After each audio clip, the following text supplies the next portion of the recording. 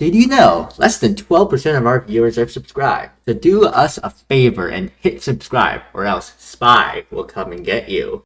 A brand new story unit coming back to the amazing game Grand Summoners. I have no idea what her relevance to the story is, or rather, who she even is. But let's get this review started. Her slots include a 6-star magic, in which you'd prefer to put her true weapon there, a 5-star magic, where you drop an Arch-Gen equip, and a 4-star heal or defense. A 4-star heal is already pretty optimal, so there's no need to Limit Break 7, as a Blessed Necklace or Cleanse equip is all you'll ever need.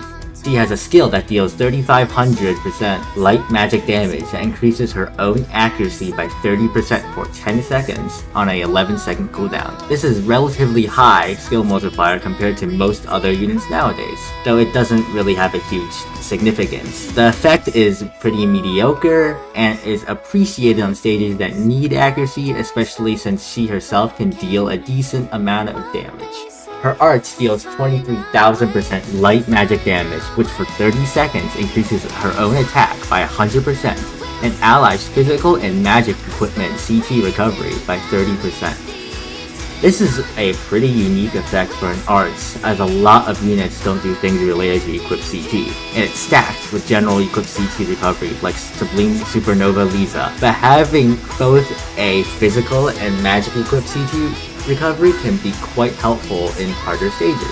The self-attack buff hints that she may also be a DPS at times. This true art deals 62,000% light magic damage and increases the damage of allies' next arts, true arts, super arts, cross arts, phantom bullet, or mega arts by 180%, which doesn't stack with herself or similar effects, which include Demon Edge, Berwick's, and Ilia's super arts. Straight up, it's literally just a raw damage buff to any arts in the entire game. Her super arts, on the other hand, comes across to be a little underwhelming, but it deals 170,000% light magic damage, which for 15 seconds decreases enemies' light resistance by 100%. And if the enemies are below 30%, reduces the light res by 200% instead. The 100% portion of the effect is similar to that of Hazuki's 100% light res lower on Super Arts, but Luana here has a higher multiplier, making her more suited towards a DPS role. The thing about her 30% HP requirement for the 200% lower is that most bosses don't actually get to 30% and still live.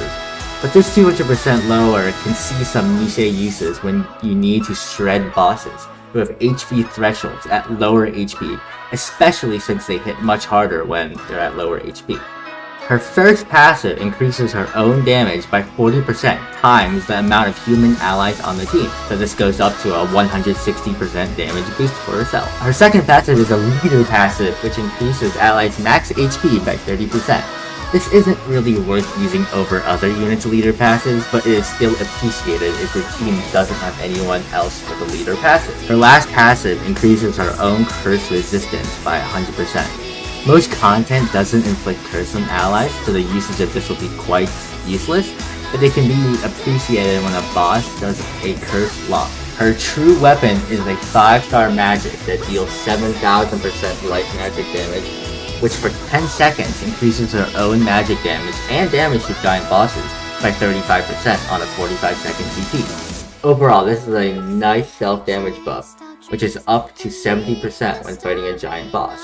The first equip passive increases her own arts by 4 per second. This is very much appreciated, as if you've gotten to this point in the video, you may have realized she had 0 Arch-Gen capabilities up until this point, and she basically needs Arch-Gen supports in order to function. The second passive increases skill damage by 20%, which is mediocre, but is also sort of funny as she does have a higher skill multiplier compared to other units. So overall, Luana functions as a support who can also have a sub DPS. She lacks Arch-Gen and a crit support or defense ignore. Assuming Luana's damage buff stacks with Neighborroll, or rather it does stack with Neighborroll after we just tested it, the damage buff can be quite insane.